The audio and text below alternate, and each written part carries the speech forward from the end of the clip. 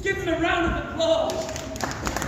It was built in Manchester. It spent most of its time on an island in the middle of the Irish Sea called the Isle of Man.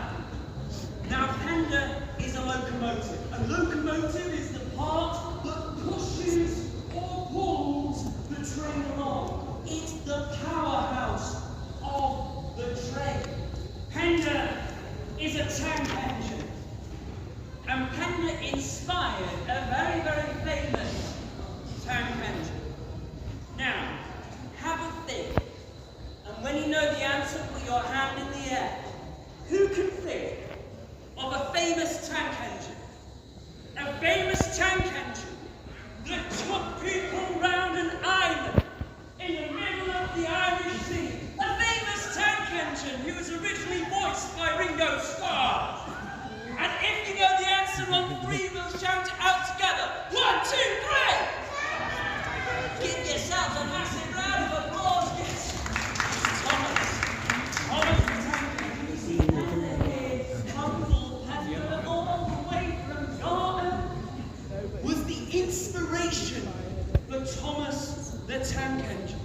And the Isle of Man was the inspiration for the Isle of Sodor, Thomas's home. Now, Penda's job was to take tourists from Manchester and around the Isle of Man, from the dock to their resort, because the Isle of Man used to be a fabulous place, didn't it? It was a place to go, play in the amusement arcades, dance in the dance halls, make new friends and build sandcastles. But not everybody was on holiday. I have a picture here. Okay, so step back, step back, step back. There we go. This is a picture.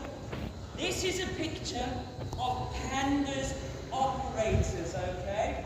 So, the older looking gentleman is called Percy. So, Percy was Panda's driver. It was Percy's job to look at the tracks ahead. It was Percy's job to make sure that there was nobody on the tracks and that the signals were working, and it was Percy's job to operate the brake. The younger looking gentleman is called David. Yes, David. David was the fireman. So it was David's job to shovel coal constantly into Penda's firebox to make sure that it didn't run out and that Penda didn't get stuck on the tracks. They worked very, very closely together throughout their whole careers, literally in this space here. But how does Penda work? Well, Penda is a steam engine, which means we need something to make Penda work. Does anyone know what we need to make Panda work? Yes? Yes, it's coal. Give her a round of applause. Coal. For those of you who don't know what coal is, for those of you who didn't find coal in the bottom of their stocking, coal is a rock that when you burn it gives off lots and lots of heat. Okay, so we have to put the coal into the firebox and set the coal on fire. So firebox is a really good word to remember, because that is what it was. It was a box of fire. And that fire would heat up these brass tubes here. Now, around these brass tubes would be lots and lots of water. At this point, Penda is just a very, very heavy kettle.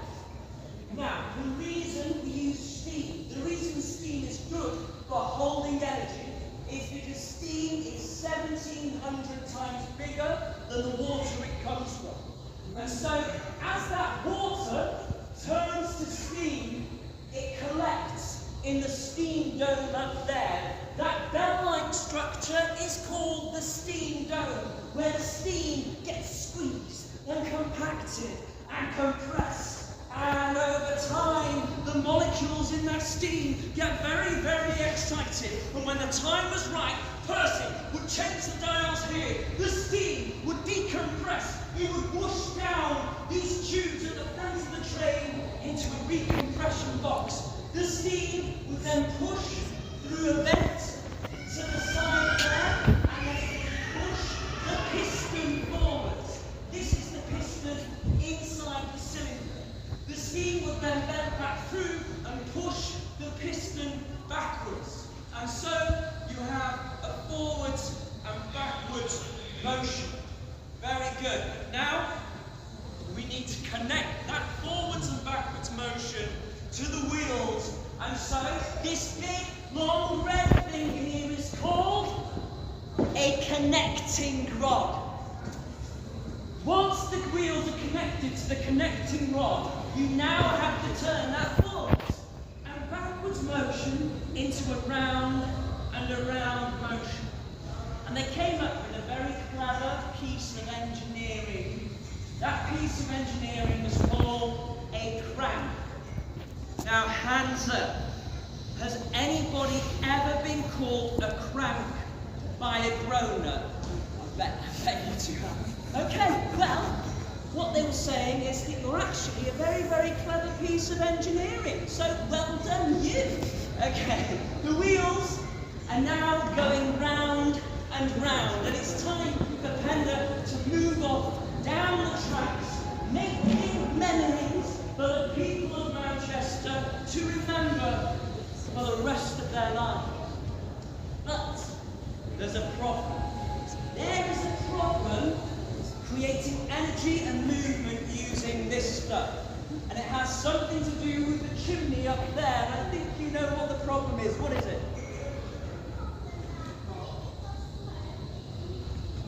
Yes! Give her a massive round of applause. When carbon gives off smoke, it pollutes the air. You see, inside these tubes are holes. And that's where the smoke goes. It whooshes through the middle of the tube, collects in there, and is cocked out of the chimney. And so today, we have to be more sustainable with the way that we create energy. And so how are we doing that? Well, Penda is no longer run by coal. Penda is in fact electric.